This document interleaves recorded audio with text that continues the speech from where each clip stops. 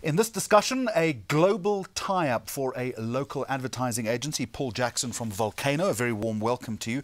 You'll be rebranding in part as Grey South Africa. What's behind the thinking?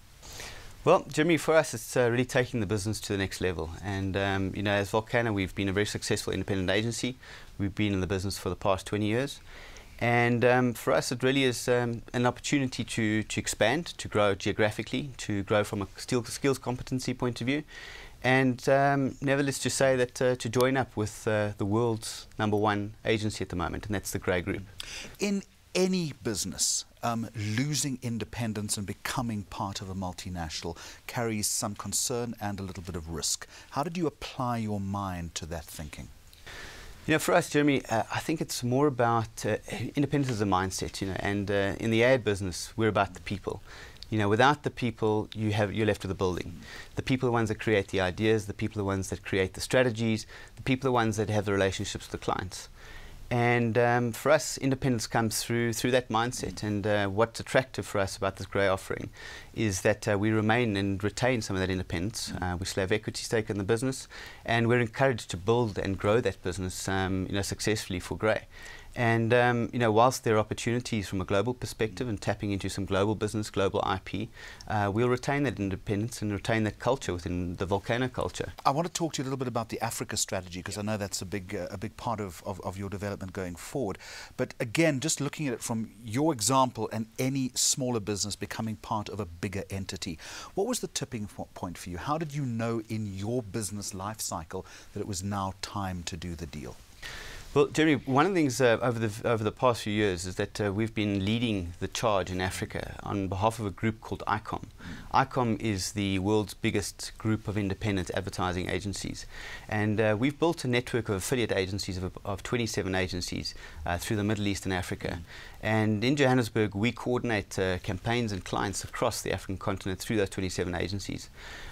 What we found, though, is a difficulty in attracting multinationals on a pan-African basis and coordinating those campaigns between countries across different independent agencies.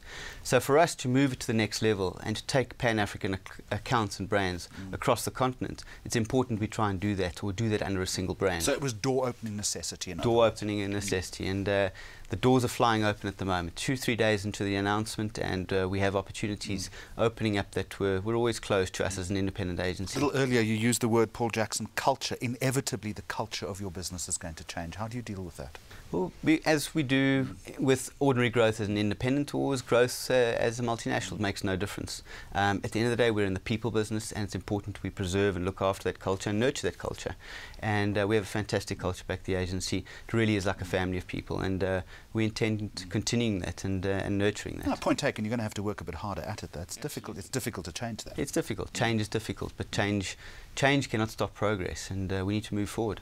Let me ask you this. The name Grey Advertising in South Africa, I think it's common cause that the agency has gone through a torrid time.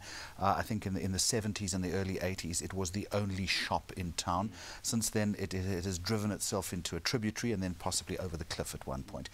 How do you deal with that negative fallout with the brand? How do you rebuild that equity without it damaging your own company's Jeremy, the Grey brand is a phenomenal brand globally.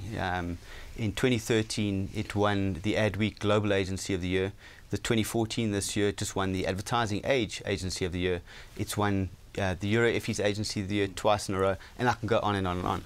That's global, it is, though, not here. Yeah, exactly. It's a global brand, and it's got a lot of equity. And that brand is much bigger than any one country. They're in 432 countries, and we aim to leverage that and to make sure that their brand of famously effective advertising is brought here. Grey in South Africa also has tremendous heritage, and you know, it was the agency to work for in South Africa, you know, a decade or more or so ago.